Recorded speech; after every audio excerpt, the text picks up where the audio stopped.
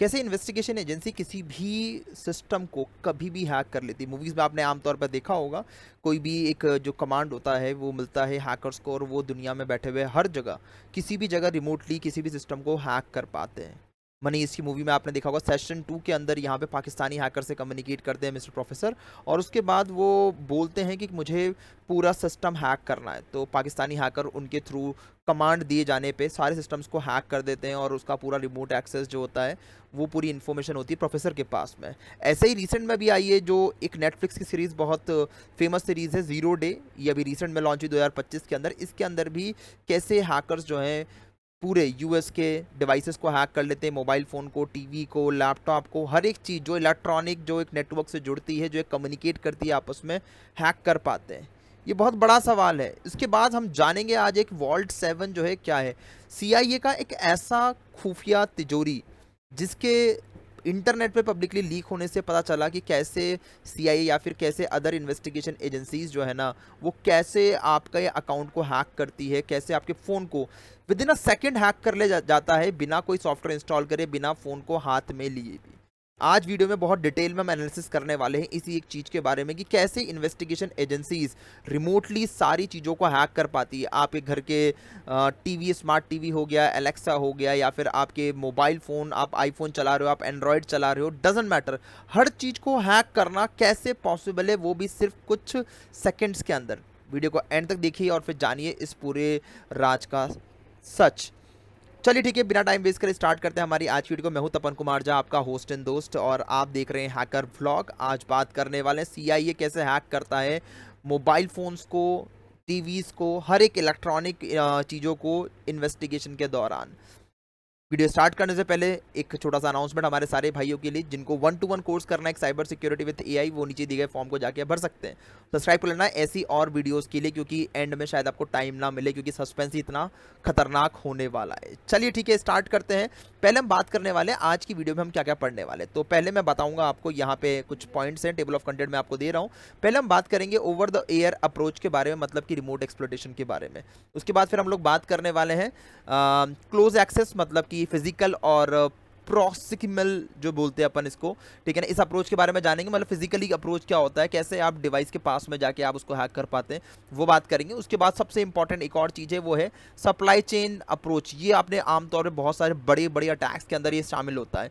Recent में आपने अगर देखा होगा, इंटरनेट के ऊपर अगर आप काफ़ी एक्टिव रहते हैं, तो पेजर के थ्रू अटैक हुआ था, वो भी एक सप्लाई चेन अटैक था। ऐसे बहुत सारे अटैक्स जो है ना, ये सीआईए हो गया, एजेंसीज जो है ना वो करती है। सप्लाई चेन पर अटैक करना बहुत इफेक्टिव माना जाता है, और पकड़ाई में बहुत कम लोग आते हैं इसके अंदर। उसके बाद फिर हम बात करेंगे कि अगर मान लो इन केस कभी कोई इन्वेस्टिगेशन एजेंसी आपका फ़ोन हैक भी कर ले, तो उसके बाद वो क्या क्या कर सकती है आपके फ़ोन, आपकी डिवाइसेस, आपके टीवी, कुछ भी, कोई भी इलेक्ट्रॉनिक डिवाइस साथ में वो क्या क्या कर सकती है, वो हम बात करेंगे। उसके बाद फिर हम बात करेंगे इंपॉर्टेंट कॉन्टेक्स्ट एंड लिमिटेशंस क्या होती है इसकी। मतलब अगर आपको लग रहा है कि कोई भी हैकर ऐसे ही 2 सेकंड के अंदर कोई भी डिवाइस को हैक कर लेता है, तो इसमें लिमिटेशंस क्या होती है, कितनी कॉम्प्लेक्सिटी होती है, और क्या होता है इनके पास जो ये 2 सेकंड के अंदर ऐसे कौन से टूल्स हैं इनके पास, ऐसे कौन से टूल इन्होंने डेवलप कर रखे हैं कि ये 2 सेकंड में सिर्फ बोलने पे ही किसी का भी फ़ोन, किसी का टीवी, किसी का कार हैक कर पाते हैं। फिर लास्ट में हम बात करेंगे, ये बहुत इंपॉर्टेंट होने वाला है, जिसके लिंक्स मैं आपको दे के जाऊंगा, और ये इंटरनेट के ऊपर कहीं पे भी ये लिंक्स मौजूद नहीं है विकीलीक्स के अलावा। 2017 के अंदर विकीलीक्स के अंदर ऐसा क्या लीक हुआ था वॉल्ट 7 के अंदर, जिससे पता चला कि पेगासस स्पाईवेयर, जो आपने सुना होगा बहुत कॉमनली, हर जगह आपने देखा होगा, वो एक्चुअल में एग्जिस्ट करता है।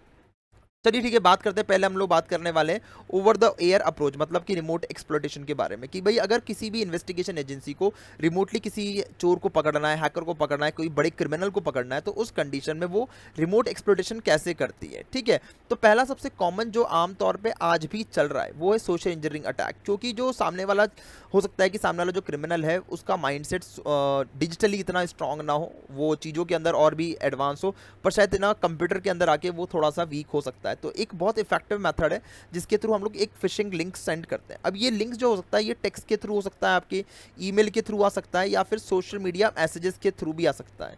इसके लिए वो एक खुद का डोमेन रजिस्टर करते हैं जो हूबहू लगता है एक उसी डोमेन की तरह जिसको आप ट्राई कर रहे हैं फेक बनाने की। ठीक है, उसके बाद एक मैलिशियस लिंक भेज जाता है। ठीक है, अब ये लिंक पे जब वो क्लिक करता है, ठीक है, लॉगिन करता है, ऑब्वियस सी बात है, ये जीमेल हो गया, उसका आईक्लाउड हो गया। तो जीमेल, आईक्लाउड, ये दो एक ऐसे अकाउंट है जो स्पेशली वो टारगेट करते हैं कोई भी इन्वेस्टिगेशन एजेंसी। जीमेल के थ्रू आप मोबाइल फ़ोन को एक्सेस कर सकते हैं, आराम से मोबाइल फ़ोन डेटा निकाल सकते हैं। आई क्लाउड के थ्रू आप एप्पल डिवाइसेस को भी एक्सेस कर सकते हैं, ठीक है। इसलिए ये इंपॉर्टेंट होता है, और इसके थ्रू वो क्रेडेंशियल स्टील करते हैं, अकाउंट में लॉगिन करते हैं और ट्राई करते हैं कि वहाँ पे कुछ डाउनलोड करें, इंस्टॉल करें, कोई स्पाईवेयर पेलोड्स वगैरह।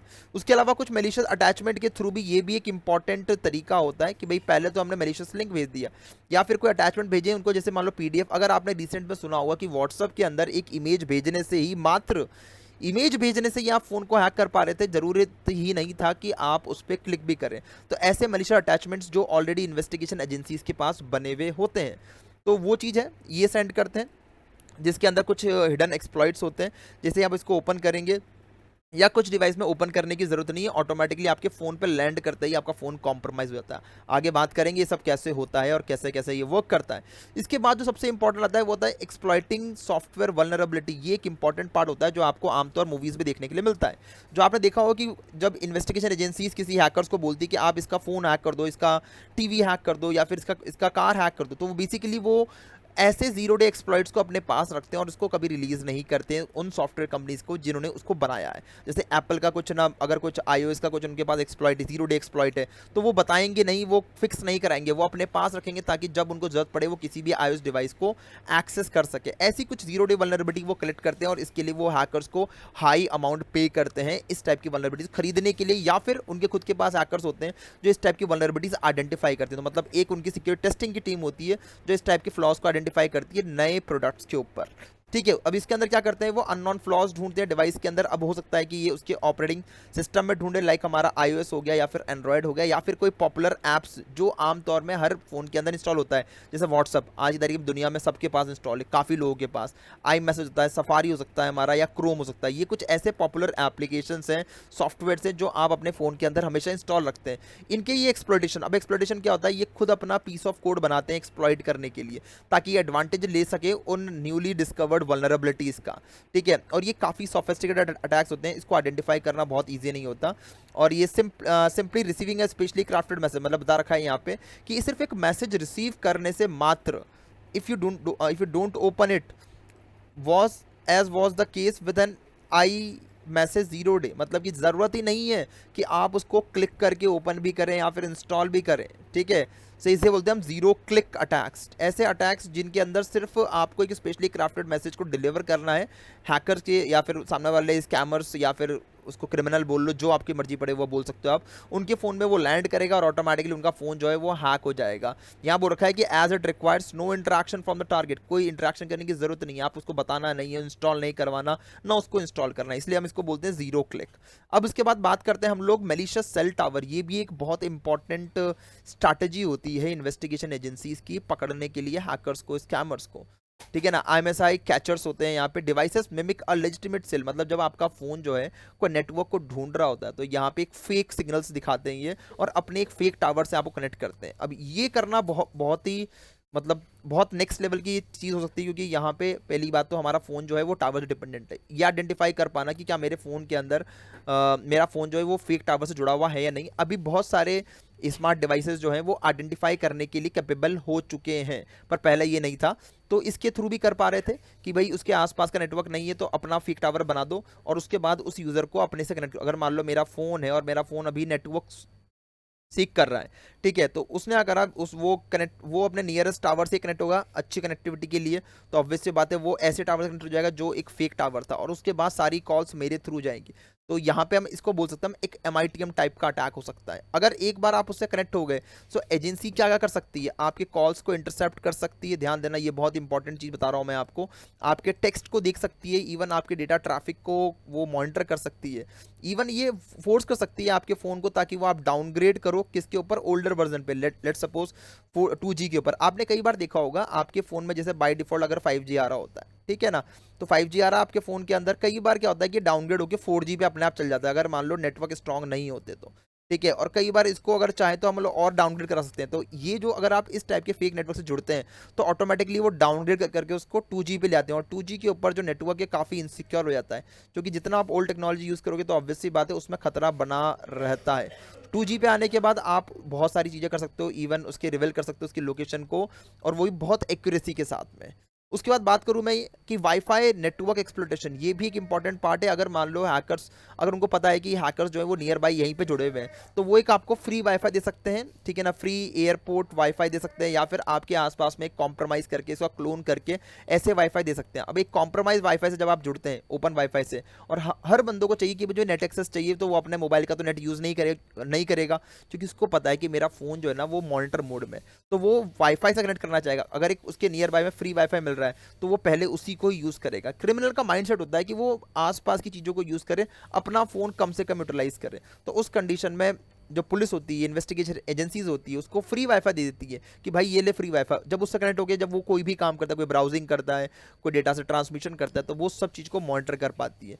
और इवन वो ट्राई कर सकती है कि उसको रिडायरेक्ट कर सके। अगर आपने टाइप करा google.com और आप मेरे वाईफाई नेटवर्क में हो, तो मैं आपको फोर्स कर सकता हूं कि आप फेक वेबसाइट से कनेक्ट हो जाओ। और जब मोबाइल पे आप कोई साइट चला रहे हो और वैसे भी आपने क्राइम कर रखा है, तो आपका दिमाग इतना चलेगा नहीं कि आप डोमेन को गौर से देखो कि वो google.com है कि कोई और सा .com है, ठीक है। और मतलब कि थोड़ा बहुत नाम में चेंज, और आप सीधे उसमें अपनी डिटेल डाल दोगे, वहां से भी इन्वेस्टिगेशन एजेंसीज आपकी यूजर नेम पासवर्ड को कॉम्प्रोमाइज कर सकती है। अब सिर्फ ये चीज़ यहीं पर खत्म नहीं होती है। अब बात करें हम क्लोज एक्सेस के बारे में, जहाँ पे आपको एक फिजिकल अप्रोच होता है, ठीक है ना, प्रॉक्सिमल अप्रोच जिसे हम बोलते हैं। अब इसके अंदर होता क्या है, अब देखते हैं, हम आगे बढ़ते हैं, समझते हैं इसके अंदर क्या होता है। कि पहले तो होता है फिजिकल एक्सेस। अब जैसे फिजिकल एक्सेस, अगर मान लो एजेंसी को किसी भी तरीके से आपका फ़ोन मिल जाए, थोड़ी देर के लिए मिल जाए, या फिर मान लो आपको इंट्रोगेशन के लिए बुलाया और उस दौरान आपके फ़ोन को वो जब्त कर लेगी, थोड़ी देर के लिए आप बाहर रखो अपना फ़ोन और अंदर जाके आपसे इंट्रोगेशन करना है, उस दौरान जो इन्वेस्टिगेशन ऑफिसर होता है वो आपके फ़ोन में एक स्पाईवेयर डाल सकता है, ठीक है ना। और स्पाईवेयर डालने के बाद आपकी डिवाइस जो है वो मॉनिटर मोड में चल जाता है, या फिर आपके एक सिम कार्ड को क्लोन कर सकता है। इवन वो एक कोई हार्डवेयर भी interpose to monitor data transfer, मतलब आपके डेटा ट्रांसफर को मॉनिटर करने के लिए वो कुछ हार्डवेयर भी अटैच कर सकता है आपकी डिवाइस के साथ में। अब ये तीनों मेथड जो है ना, ये बेसिकली कब काम आते हैं, इसे बोलते हैं क्लोज एक्सेस, जहाँ पे फिजिकली डिवाइस आपके पास में हो सकता है कि वो एक मोबाइल फ़ोन हो, लैपटॉप हो, या फिर स्मार्ट टीवी हो, कुछ भी हो सकता है वो, ठीक है। अगर मैं इसके बारे में और आगे बात करूं, इसके अलावा और क्या क्या हो सकता है, कि वो मेलिशियस चार्जिंग स्टेशन आपके नियर बाय में इंस्टॉल कर सकते हैं, जैसे हम बोलते हैं जूस जैकिंग, ठीक है ना। अगर आपने नहीं सुना इसके बारे में, तो इंटरनेट पर थोड़ा पढ़ सकते हैं। पब्लिक स्पेसेस के अंदर, जहाँ पे अगर आपको लगता है कि यहाँ पे आमतौर पे जो हैकर है वो आता है, या फिर क्रिमिनल जो है वो आता है, तो उसके जिस रेस्टोरेंट में वो आता है, जहाँ वो बैठता है, इन सब की कॉमन जगह होती है, वो अलग अलग जगह नहीं बैठते। तो अगर उसने एक स्पेसिफिक जगह ले रखी है, तो उसके आसपास में आप फेक चार्जिंग स्टेशन इम्प्लांट कर सकते हैं। जैसे ही वो इस पर्टिकुलर चार्जिंग स्टेशन से कनेक्ट करेगा अपनी डिवाइस को, ऑटोमेटिकली उसके फ़ोन के अंदर एक स्पाईवेयर जो है इंस्टॉल हो जाएगा। आपने सुना होगा OMG केबल के बारे में, जैसे वो आपके OMG केबल सिर्फ मात्र चार्जिंग केबल को लगाने से ही आपके फ़ोन को कंट्रोल कर लिया जाता है। ऐसे ही यहाँ पे भी चार्जिंग स्टेशन के अंदर अपने केबल को लगाने से आपके फ़ोन के अंदर एक मालवेयर इंस्टॉल हो जाता है। तो ये चीज़ है। उसके अलावा ब्लूटूथ और wifi scanning even without connecting, scanning for a device Bluetooth अगर ऑन है तो उसके थ्रू भी ये काम कर सकता है, या फिर वाईफाई सिग्नल्स के थ्रू भी आपको ट्रैक करा जा सकता है।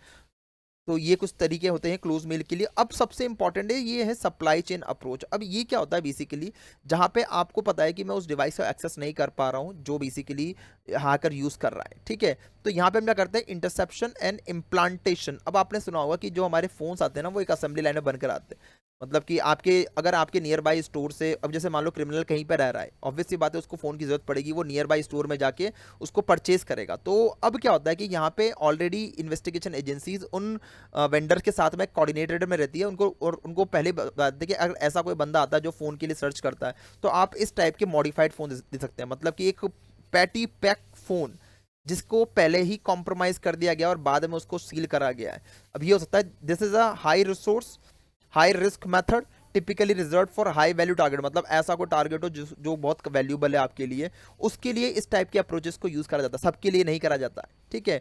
अब इसमें क्या होता है कि जो एजेंसीज होती है वो इंटरसेप्ट करती है आपके फ़ोन को, ठीक है, during the shipping before it reach the target. अगर मुझे पता चल गया, या फिर कोई इन्वेस्टिगेशन एजेंसी को पता है कि इस क्रिमिनल ने एक फ़ोन ऑर्डर करा है, तो वो जब वो phone order, let suppose Amazon से ऑर्डर हो रहा है, तो वो अमेजोन को कॉन्टैक्ट करेगी और आपकी डिटेल शेयर करेगी कि इस पर्टिकुलर अकाउंट से कोई अगर ऑर्डर आया है, तो पहले उसका पैकेट जो है हमारी इन्वेस्टिगेशन एजेंसी दिखाएंगे आप।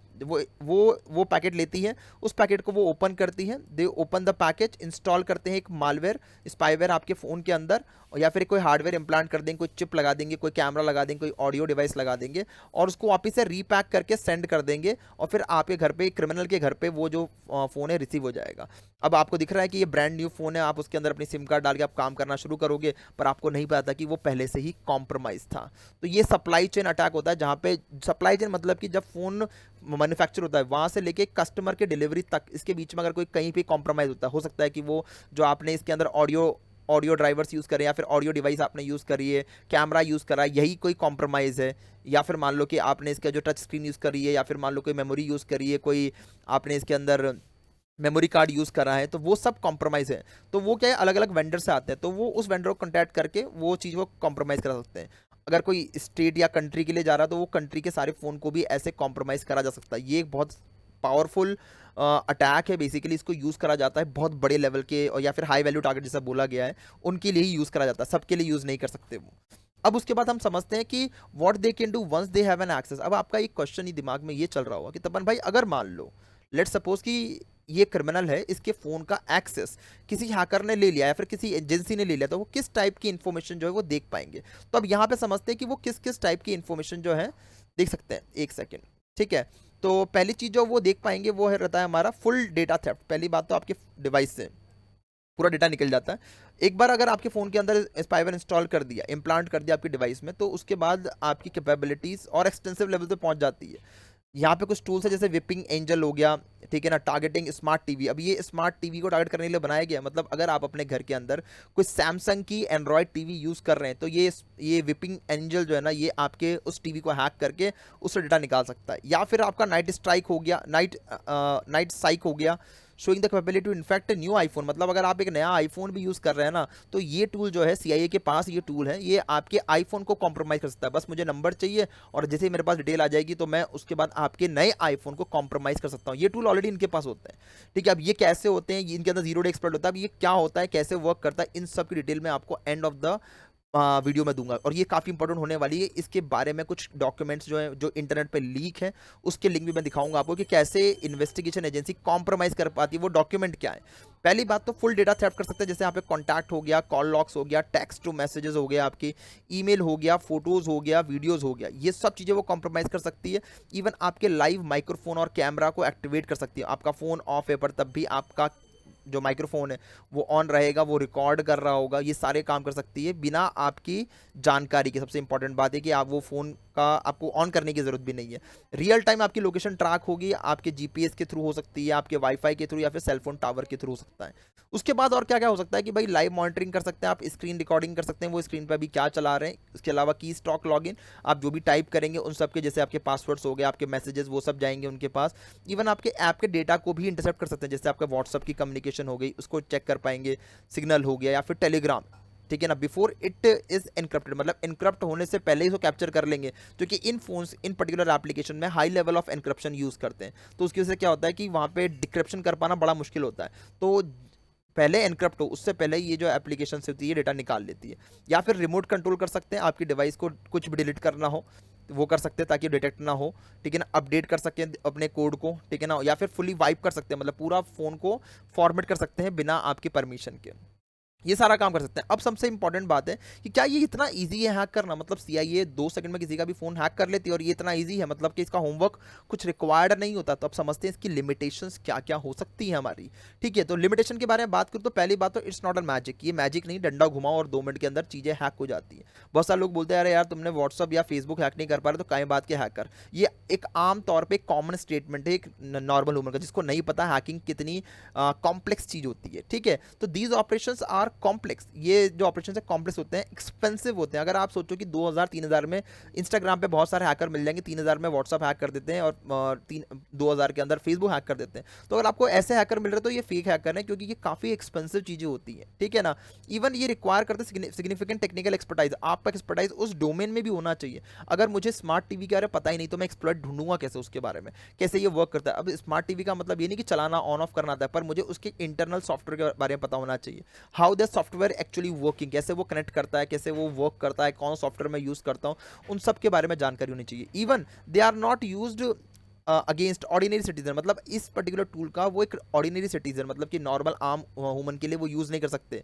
ऑन अ मास स्केल, ठीक है। They are reserve for a high value target, मतलब कि अगर आप ये चाहो कि मैं पूरा एक दिल्ली को हैक कर दूं या फिर मैं मुंबई को हैक कर दूं, तो ऐसा नहीं होता। ये हाई वैल्यू टारगेट मतलब कोई ऐसे क्रिमिनल्स जो बहुत जैसे मान लो आपने ओसामा बिन लादेन का नाम सुना होगा, या फिर मान लो और भी बड़े बड़े क्रिमिनल्स होते हैं, दाऊद इब्राहिम हो गया, इन सारे ये हाई वैल्यू टारगेट्स होते हैं। इनको अटैक करने के लिए या फिर फॉरेन गवर्नमेंट ऑफिशियल्स हो गए आपके, टेररिस्ट हो गए आपके, या फिर कोई जो सीरियस थ्रेट है नेशनल सिक्योरिटी के लिए, उनको ट्रैक करने के लिए, उनको हैक करने के लिए यूज करा जाता है।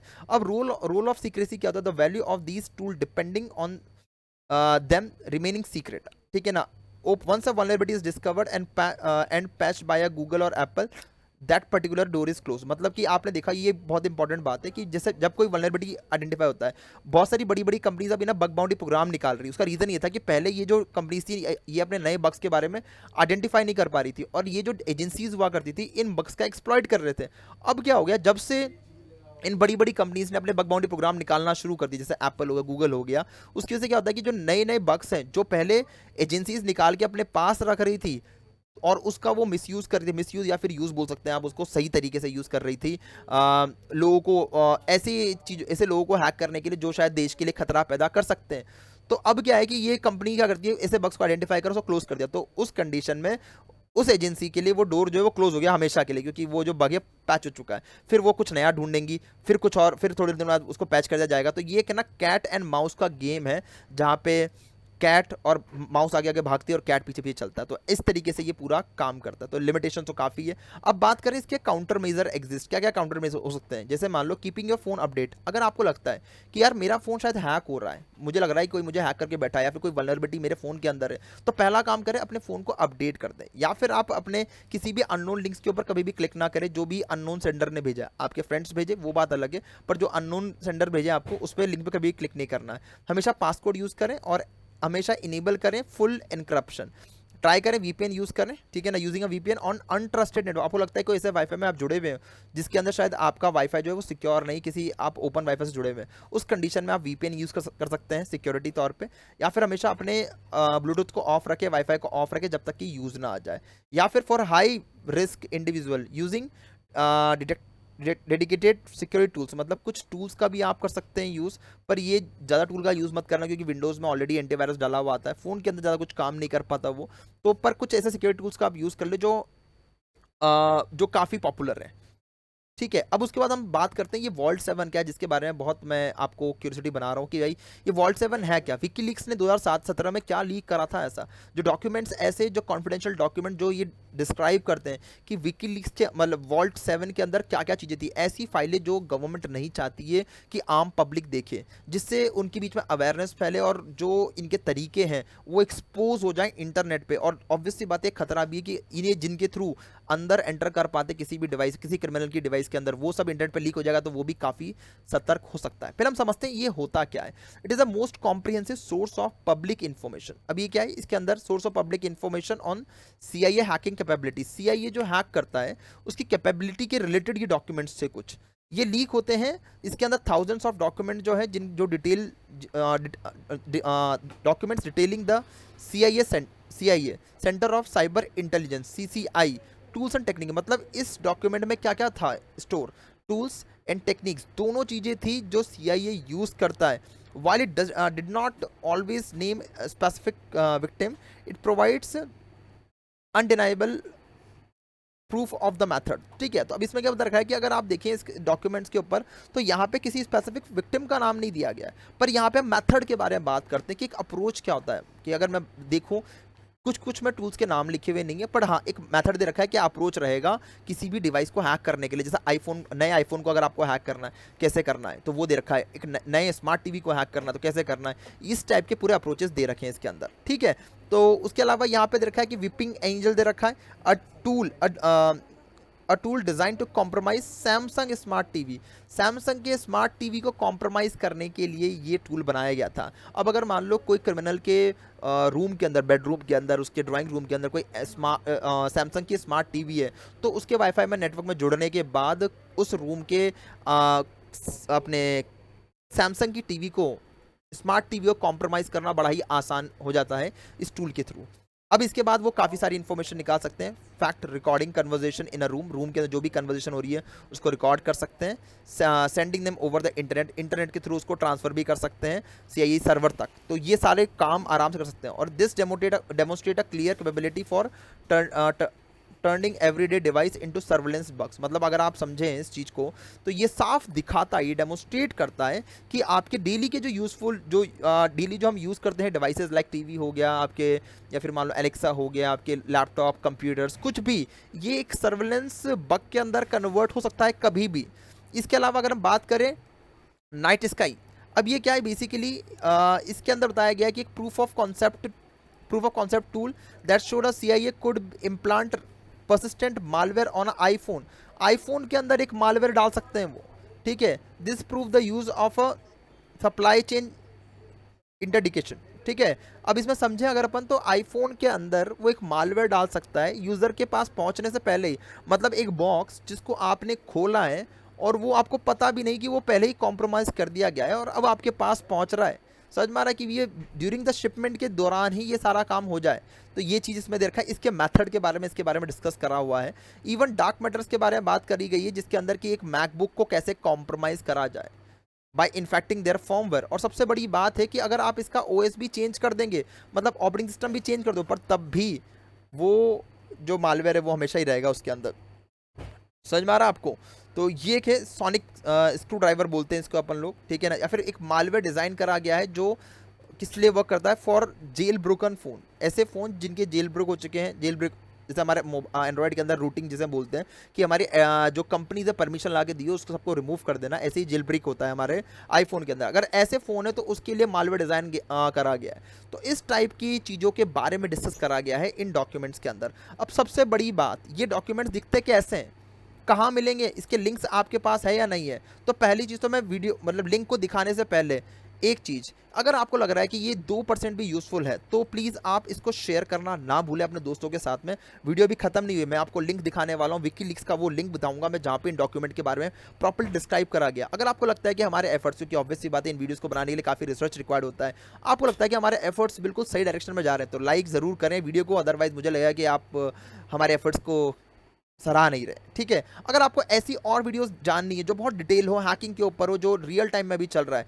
तो उसके लिए सब्सक्राइब कर ले, क्योंकि ऐसी मैं और भी रिसर्च करके काफ़ी सारी वीडियोस में आपके लिए लेकर आता रहूँगा। तो लाइक, शेयर एंड सब्सक्राइब तीनों करना ना भूलें। अब बात करते हैं भाई वो ऐसा क्या है, कौन से लिंक्स के बारे में मैं बात करने वाला हूँ। तो मैं डायरेक्टली यहाँ पे आता हूँ और मैं आपको दिखाता हूँ। अगर आप देखिए विकीपीडिया के ऊपर जाकर अगर आप टाइप करेंगे वॉल्ट 7 तो वॉल्ट 7 के बारे में जानकारी आपको यहाँ मिल जाएगी। Vault 7 is a series of document, एक डॉक्यूमेंट की सीरीज है जो that WikiLeaks begins to publish on 7 मार्च 2017। 7 मार्च 2017 को ये लीक हुआ था, ठीक है ना। इसमें क्या क्या होता है, detailing the activity and capability of a United state, मतलब यूनाइटेड स्टेट की एक्टिविटीज़ और उनकी कैपेबिलिटीज़ जो CIA है परफॉर्म कर सकती है कोई भी इलेक्ट्रॉनिक सर्वेलेंस या फिर साइबर वॉरफेयर के लिए, उसको दर्शाता है ये जो पर्टिकुलर वॉल्ट 7 है। अब ये कहाँ मिलेगा, इसके लिंक्स जो रहेंगे ना, इसके बारे में अगर आपको और डिटेल पढ़ना है तो ये पूरा पढ़ सकते हैं आप इसके अंदर, ठीक है ना। ये पूरा मैं डाल दूंगा, इसका लिंक जो है डिस्क्रिप्शन में मिल जाएगा आपको। अब दिखाने वाला हूँ विकीलीक्स का। ये विकीलीक्स जो है वेबसाइट है, ये wikileaks.org, इस पर काफ़ी सारे आपको ऐसे डॉक्यूमेंट मिल जाते हैं, अनक्लासिफाइड डॉक्यूमेंट्स, इंपॉर्टेंट डॉक्यूमेंट मिल जाते हैं। अगर आप इसमें वॉल्ट 7 सर्च करते हैं कोई प्रोजेक्ट के बारे में तो नीचे अगर आप आएंगे तो यहाँ पे ये डॉक्यूमेंट्स दे रखे हैं, दिख रहा होगा आपको। ये वो सारे डॉक्यूमेंट्स जो सीक्रेट डॉक्यूमेंट्स हैं और यहाँ पे इनके ये सारे डॉक्यूमेंट्स के PDF दे रखे हैं। एंजल फायर दे रखा है यहाँ पे, दिख रहा होगा आपको यहाँ पे। 31 अगस्त 2017 को लीक करा गया था ये। नीचे अगर मैं आऊँगा आपको एक्सप्रेस लेन दे रखा है, ये जो यूज़ करते हैं उसके बारे में दे रखा है। इसके अलावा कॉर्पोरेटो दे रखा है यहाँ पे। अब ये दे रखा है ये CCTV वीडियो, मतलब CCTV स्ट्रीमिंग्स के लिए दे रखा है। Is a remote tool for collection against RTSP, ये प्रोटोकॉल हम लोग यूज़ करते हैं हमारे CCTV वगैरह के लिए, उसके बारे में यहाँ पे पूरा डॉक्यूमेंट दे रखा है। ऐसे और भी बहुत सारी चीज़ दे रखी है, दिख रहा होगा आपको। अब देखो यहाँ पे is a capability that provides an operator the ability to Trojan an OS X disk image .dmg जिसे हम बोलते हैं, इंस्टॉलर विद एन वन और मोर डिजायर्ड ऑपरेटर स्पेसिफाइड एग्जीक्यूटेबल देखो यहाँ पे पूरा डिटेल दे रखा है इसके बारे में। ऐसे आप इसको पढ़ेंगे तो आपको समझ में आ जाएगा बहुत सारे डॉक्यूमेंट। अब इसको क्या करना पड़ेगा, अब जैसे ये है, is an Android application design for mobile device running. अब कौन से डिवाइस के लिए? एंड्रॉइड 4.0 4.3। स्पेसिफिक जो एक्सप्लॉइट्स होते हैं, टूल्स होते हैं, वो स्पेसिफिक वर्जन के लिए होता है। It provides a redirector function for SMS messages that could be used by the number of IOC tools that user SMS for communication between implant and listening port. तो अगर आप इसको पढ़ना चाहते हैं तो ये डॉक्यूमेंट ये रहा जो लीक डॉक्यूमेंट है। अगर आप इसको खोलेंगे तो यहाँ पे पूरा इसके बारे में छाप दी रखी है, सीक्रेट। ठीक है, अब ये जो ये पब्लिकली इन्फॉर्मेशन है, मतलब ये ऐसा कोई कॉन्फिडेंशियल डेटा नहीं रहा। अभी ये इंटरनेट पे अवेलेबल है, सब जानते हैं। 2017 से ये देख रहा हो यहाँ पे क्या डॉक्यूमेंट का डेट दे रखा है, 2013।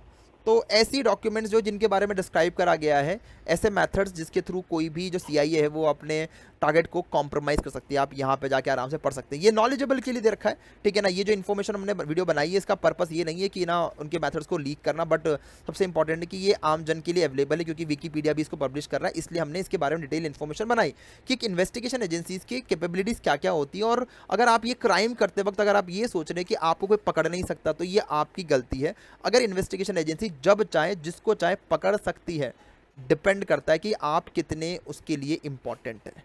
तो क्राइम ना करें, सबसे बड़ी बात है, क्राइम ना करें। साइबर क्राइम हमेशा पकड़ाई में आता है, तो प्लीज़ आप हमेशा बच के रहें इन साइबर क्रिमिनल से, और क्राइम से भी बचें। ट्राई करें कि ऐसी कोई भी एक्टिविटी ना करें जिससे आप आपके देश के लिए या फिर आपके लिए खतरा बन सकें। ठीक है, आई होप आपको हमारी वीडियो अच्छी लगी तो सब्सक्राइब करना मत भूलना, बहुत इंपॉर्टेंट है, सपोर्ट की बहुत ज़रूरत है। मिलते हैं फिर नेक्स्ट वीडियो में।